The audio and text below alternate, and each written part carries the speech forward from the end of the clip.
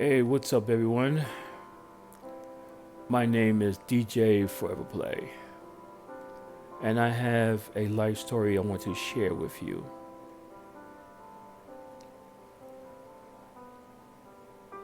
This is somewhat of a sad story, so prepare. Growing up in my household, um, I had my three siblings and my mother and myself living under the one roof. Now, my siblings were all older than me, like 10, 12, and 13 years older than me. I was the youngest, of course. And my mother, I believe, when I knew her back then, she was very harsh, very excitable, very demanding, and she'll beat your ass in a minute. And I mean, I did things because maybe I was uncoordinated or whatever. I broke something or blah, blah, blah. And she would punish me big time. But it wasn't the beatings that used to hurt, it was the words that came out of her mouth. When you're beating someone and you just, you know, I can see you saying, don't do that no more, don't do that no more, blah, blah, blah, blah, blah. But no, she's saying things like, damn, you son of a bitch, you little bastard, blah, blah, blah, blah, blah. And those words hurt. And I was growing up resenting my mother. Times I just want to stay away from home. Whenever I get a chance, I used to stay away from home. Especially when I got older, when I was an older teenager and I started having the jobs. I always wanted to stay overtime or do work more, stay away from home. I was doing my schoolwork, but I wanted to stay away from the house. Either I want to spend a night over my cousin's house because they had cable, and that was it. I didn't want to go home. But when I go back home, it's like she's always on my ass doing this, that, the other thing. And I started having a hatred for my mother. And when I was 21, you know, it was an incident that happened that something was missing from, I don't know, her drawers or something like that. And she accused me of taking it. And I was like, what? I'm a grown man. I don't even need nothing from you. And then she like too through. And she was like, no, you're going to have to get out. I said, what do you mean get out? So at the middle of the night, I had to pack a bag. I called my friend. He picked me up. And when I got in his car, I was just out the window cursing her, yelling real loud. Everybody looking out the window like, what the hell? I was mad. I was very upset. And off and on, I was living in different areas, different places. And one time I was living in a particular town, Irvington. And I was talking to my sister, my older sister. And she saw me walk in and she wanted to give me a lift. I was coming from the store. I said, yeah, I'll take a ride. She said, yeah, hop in the back seat because mom is going to be in the car. I was like, oh, then I should just walk. She said, no, stay in the back seat. No, it's no problem. She's got to do something, you know. I was like, all right. So when she drove and got to the house, my mother jumped in the car and I didn't say nothing. I didn't want to say nothing. And then I knew she was going to start. Then she was like, oh, I see some people don't want to speak. And I was like, I usually speak when spoken to, but I didn't want to speak. And then she started, oh man, she just started cursing. Like, what the fuck is wrong with you? Blah, blah, blah. So then all of a sudden, all this pain, all this rage I built up from when I was a kid to now came out of me. And I cursed her out so badly, I even made up some words that's not even in the dictionary. My sister driving, she couldn't even believe her ears. I mean, it just went on My sister dropped her off to do what she had to do. My mother, and she got back in the car, and then we didn't say a word through the whole trip back to drop her off home. And she got home, and she went back in her place. And then my sister drove me to where I was living at. She's like, "Oh my God, I didn't believe you. I didn't believe you was gonna curse mom out like that." I said, "Look, she started it. I didn't start this. I wasn't in the mood to be playing around.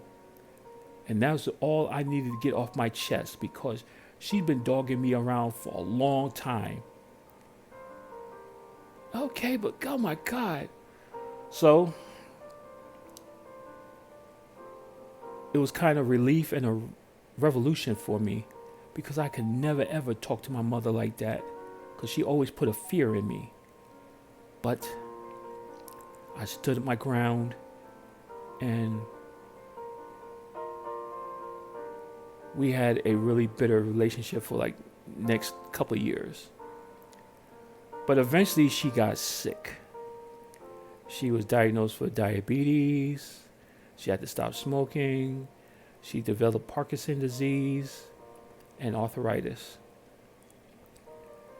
So my heart kind of softened up a little bit. And I was talking to her, just talking to her where her old address was.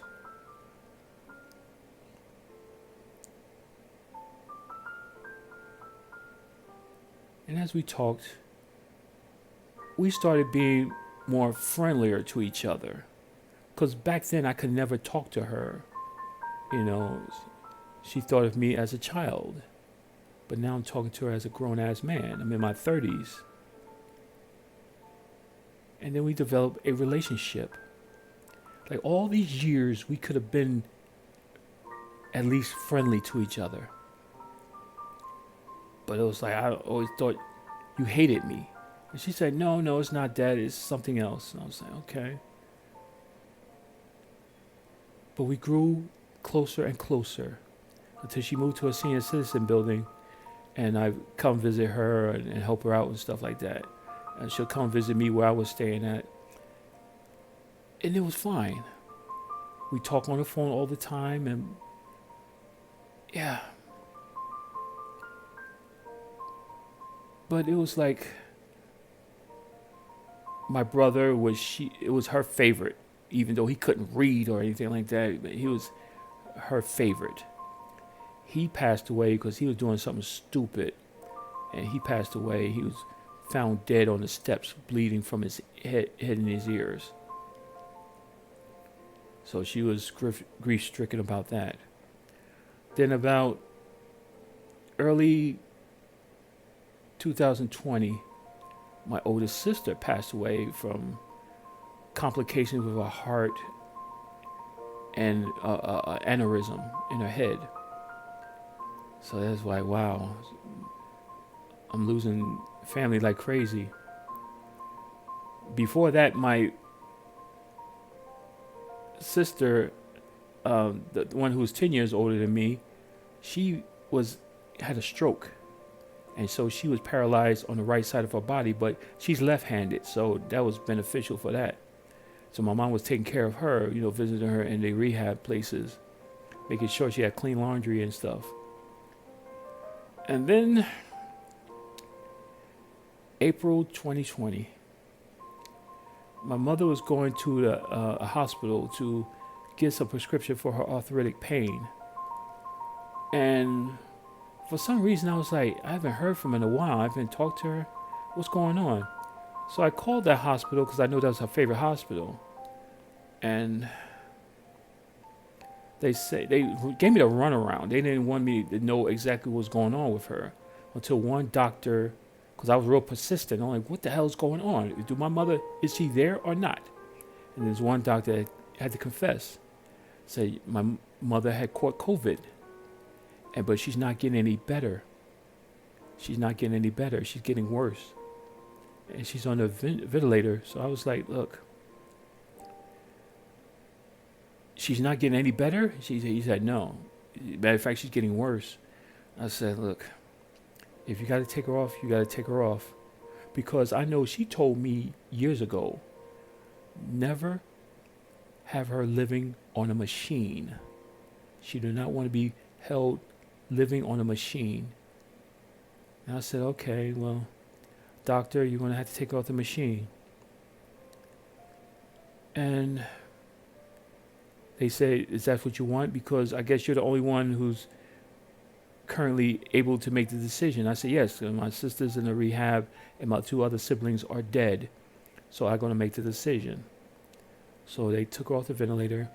It said it took her about 10 to 15 minutes to officially pass away. She was given rites by a priest, and I couldn't even go to the hospital to see her.